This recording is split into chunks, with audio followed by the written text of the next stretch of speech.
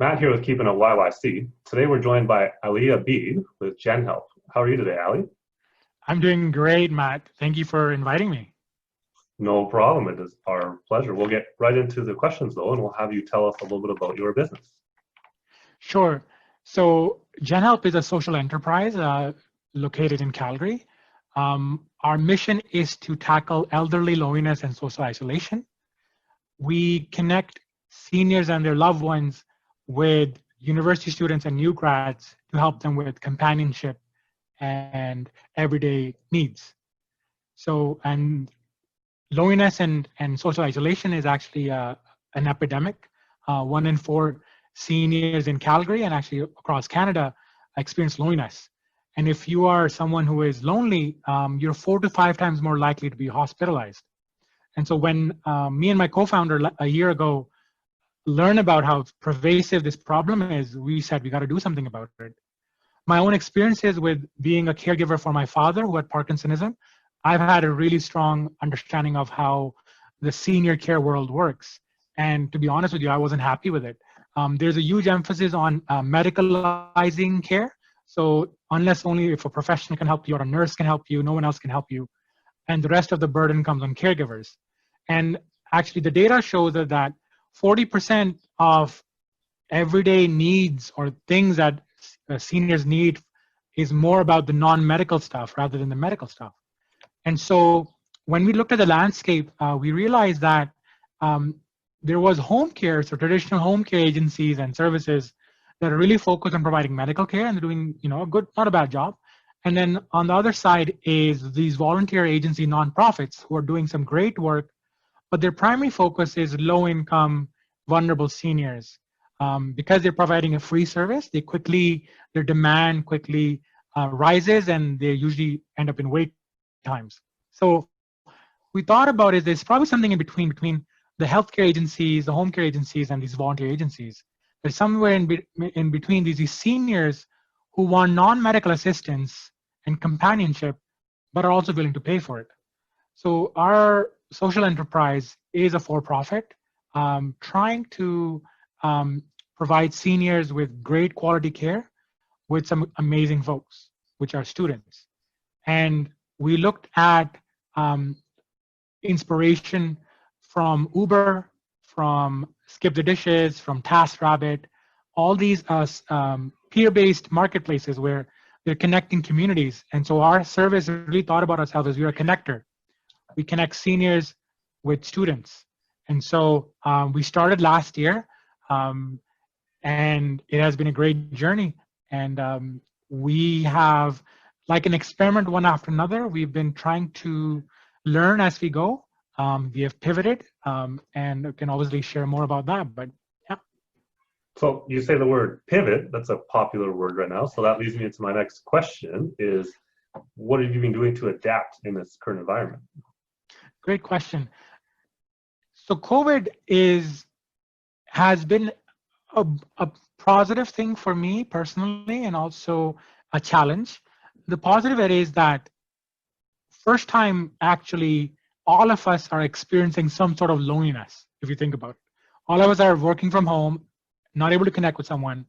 So we all are able to empathize with someone who's lonely.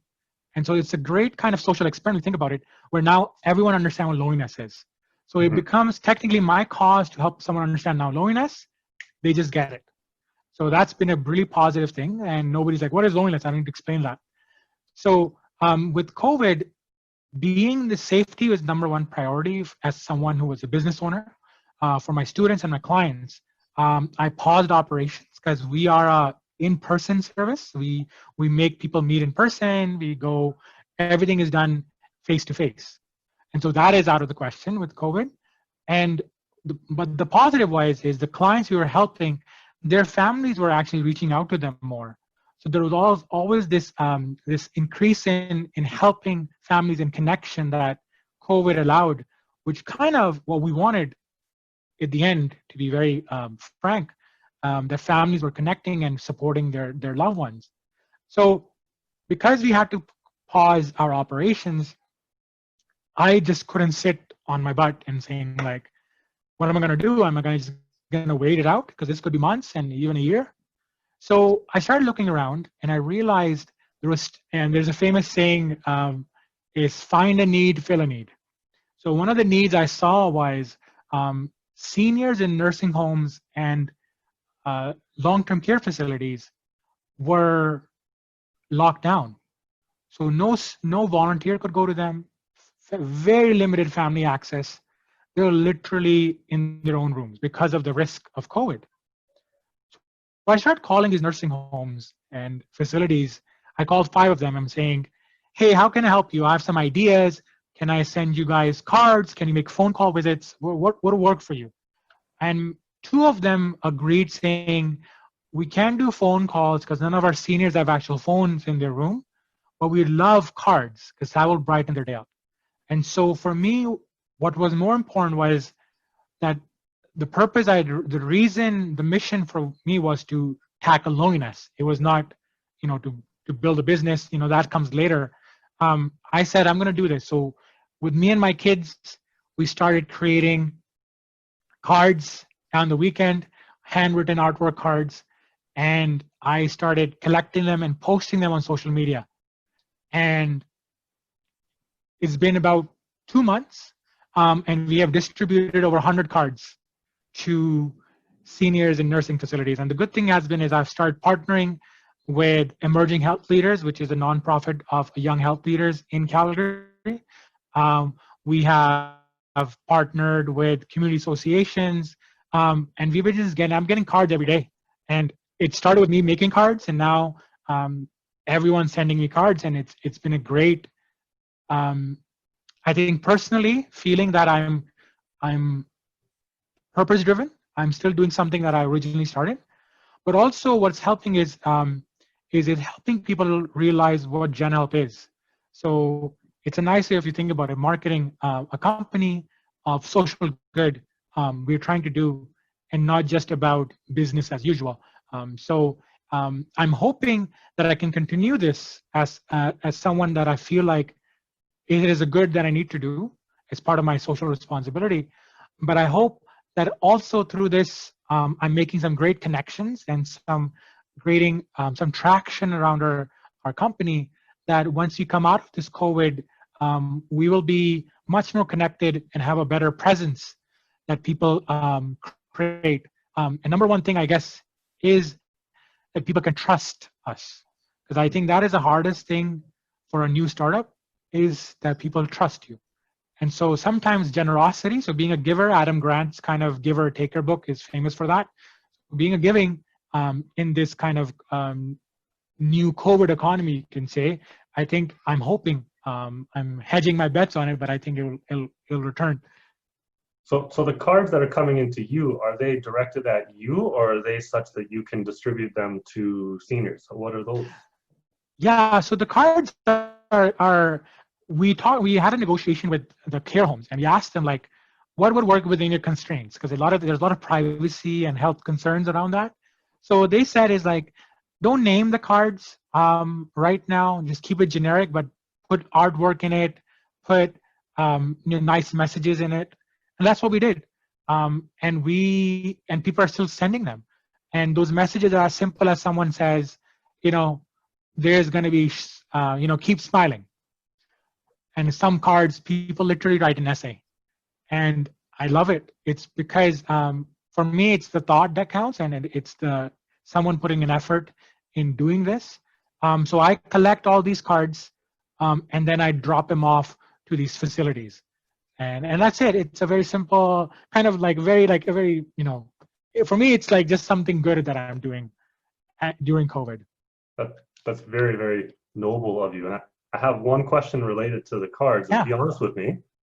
Whose artwork is better between yourself or your kids? I have to say that the kids have much more passion in their drawing. I'm a very kind of focused guy. I'm like, let's get this done. The kids, for me, and the people that have sent me cards, some of them are like amazing, like absolutely like brilliant artists. Other ones are I got cards a couple of days ago from 2 girls, and I think they're 8 and 9, and they've made like 10 cards, and all of them are like scrapbooks, flowers, and rainbows. And for me, it was like, this is such a great parent activity that I've been doing with my kids. And it's something that, that's why I'm encouraging people, like at home, anyone can do it. And so, yeah, back to your question, I think my kids are much better than me. Hands down. Very, very honest of you. Yeah, 100%. So my next question for you is, what can people do to support their local businesses right now? I think one simple thing is, as much as there's a hesitation to go outside, I guess, and people feeling that they want to stay at home, I think to support local businesses means some sort of way of, even if you buy one thing from them. Right now, businesses are struggling. They don't have a lot of money. They're trying to just survive. Some of them are closing down. And I can feel how difficult that is. And so I think is making a conscious decision that if you see a local shop, mom and pop shop open or a convenience store open, just going to them and buying something. I think that's, and sometimes it's, some of those shops have been are empty these days, right? And it's, nobody's coming to them. So I think about that quite a bit. I feel for me, if people can even support by sending a card to GenHelp, it's for me, it's like they're supporting a bigger cause. It's not GenHelp. And so for me, someone supporting a local store, it's not about the store, it's about supporting a family that's local there who are trying to make do. So I try to connect with a bigger cause, and especially right now, I think supporting food banks is very important in some of these organizations that are helping the family at risk, because a lot of people are now supporting the food bank, using the food bank, because meeting ends is very difficult right now for many families. And I can't imagine. I'm still very fortunate to have my job. But at the same time, I think just conscientious of that, supporting our local food bank, but also a local person, even with one transaction. Doesn't matter if it's $5, but it's the principle and the spirit that counts. Yeah, well, if everybody has the same kind of attitude and is more local focused, then that can make a huge difference, even at the smaller scale as you're talking. That's right. So my last question for you is, are there any tips and tricks you can share in relation to your expertise? Good question. I don't know what I'm expert at. I think that's a good question. My expertise, I guess, would be empathy. I think I really empathize with folks because I'm a healthcare designer by training. So our focus is to create human-centered solutions. You need to be human-centered in terms of empathizing and understanding people's needs. And so in COVID, or anyone who is a budding entrepreneur or whatever it is, find a need and fill a need. So first you need to identify whose problem you're trying to solve and really understanding that. So even now, I would, people are very quick to jump to solutions. And when I started my COVID cards thing, I had 3-4 ideas in mind.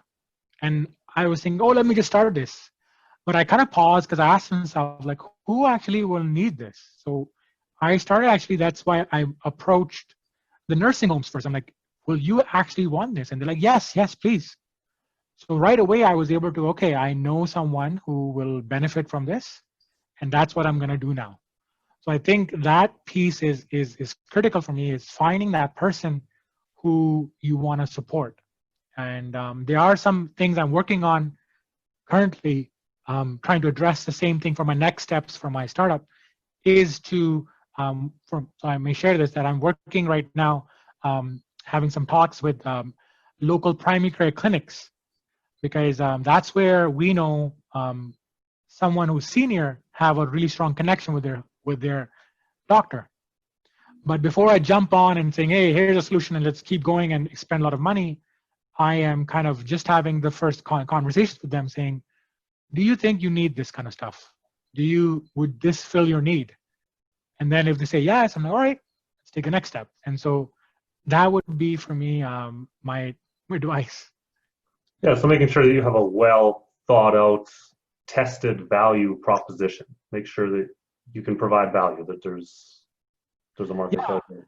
And I don't think nobody will ever know the value proposition until you ask what people. And I think people love to spend time on sitting on their desk and trying to create the perfect blueprint, perfect business model canvas, the perfect website. But to be honest, the more time you can spend on the ground, calling people, talking to your clients or people who you think have the problem, that's the better time spent, because that's where the relationship happens, that's where the trust happens, and that's where you can actually make, maybe find the right problem to solve. And that's where the feedback happens. That's where the feedback. That's the word. Yes. Exactly. Yeah. Cool. So, that's great advice. I should caution, I'm not an expert, just someone who's trying. So don't come back at me and say, Ali said this. I'm like, no, disclaimer. It's all good. No. So that's actually the last question that I had prepared for you, Ali. Really appreciate you taking the time to join us today. And it's really exciting hearing about your business, GenHelp. Thank you. And we do ask that you end the interview by looking at the camera, stating your name and your business name, and asking the fine people watching to keep it local, keep it YYC. All right. This is Ali Abid from GenHelp. Keep it local, keep it YYC.